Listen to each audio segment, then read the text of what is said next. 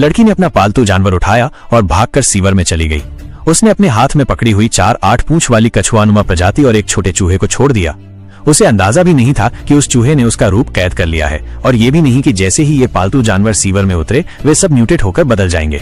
चूहा अचानक वयस्क बन गया और कछुआ भी आधा इंसान आधा कछुआ।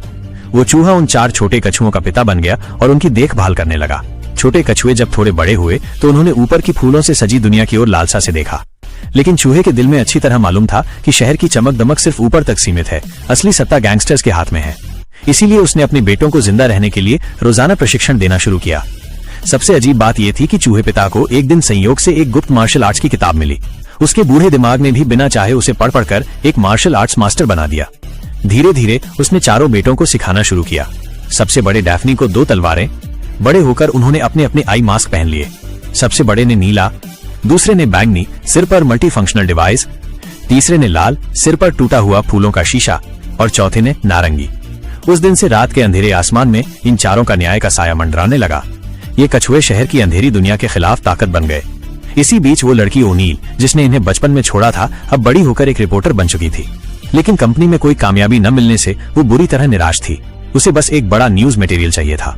एक दिन मेट्रो स्टेशन पर अचानक भगदड़ मच गई। लोग चीखते चिल्लाते भाग रहे थे। ओनील ने सोचा माइनस यही उसका मौका है। वो कैमरा लेकर मौके पर पहुंची, लेकिन तभी शहर के सबसे बड़े गैंगस्टर गिरोह ने उसे पकड़ लिया और बंधक बना लिया।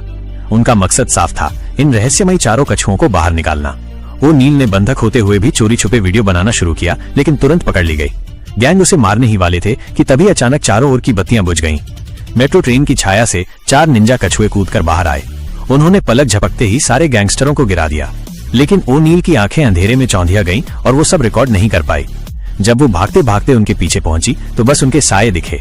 गैंग के सारे आदमी बंधे पड़े थे और पुलिस आ चुकी थी। ओनील ने उनका पीछा किया और आखिरकार एक ऊंची इमारत पर उनसे आमना सामना हुआ। वो तस्वीर लेने लगी, लेकिन अगले ही पल लोहे की जंजीर ने उसे खींचकर ऊपर ले लिया। अचानक दीवार से बड़े बड़े पांव नीचे गिरे। उसने डरते हुए पीछे देखा तो सामने वही कछुए थे। डैफ्नी ने उसके हाथ पकड़कर कैमरा मांगा। चौथा कछुआ भी वहां पहुंचा और मास्क उतार दिया। ये देखकर ओनील सीधे बेहोश हो गया। जब होश आया तो उसने चारों भाइयों को साफ साफ देखा। उन्होंने उसका मोबाइल लौटाया और तस्वीरें मिटा दी। सिर्फ इतना कहा, माइनस ये राज बाहर मत जाने देना, और फिर हथियार उठाकर अंधेरे में गायब हो गए। अगर आपको ये कहानी पसंद आई तो डार्क लॉक को मैसेज करें और कमेंट में बताएं कि आपको सबसे खतरनाक सीन कौन सा लगा। चैनल को सब्सक्राइब करना न भूलें।